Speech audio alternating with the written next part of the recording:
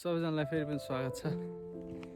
म कहाँ आइपुगेँ भन्दाखेरि चाहिँ यो ठाउँ हेरेर तपाईँले गेस गर्न सक्नुहुन्छ।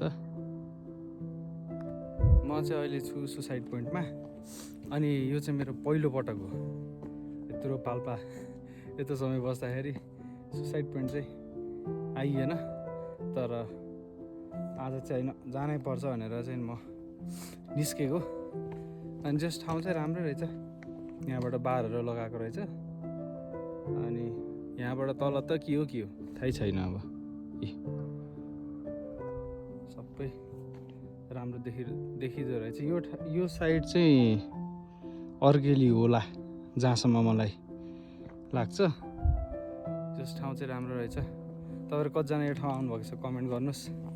र यदि आउने प्लानिङ गर्दै हुनुहुन्छ भने पनि आउन सक्नुहुन्छ। यो चाहिँ त्यति टाढा छैन तानसेनबाट। लगभग तपाईँको बाइकमा 45 मिनट जस्तो, 45 मिनट 50 मिनट जस्तो लाग्छ। अनि अलि अफ रोड छ, त्यस्तो साह्रै होइन, तर अलिअलि छ, तर आउन सकिन्छ।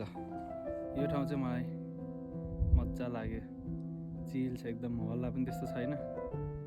आज शुक्रबार हो, छुट्टीको दिनमा चाहिँ अलिक भिड हुन्छ होला यो ठाउँ, तर आज चाहिँ अलि खाली नै छ।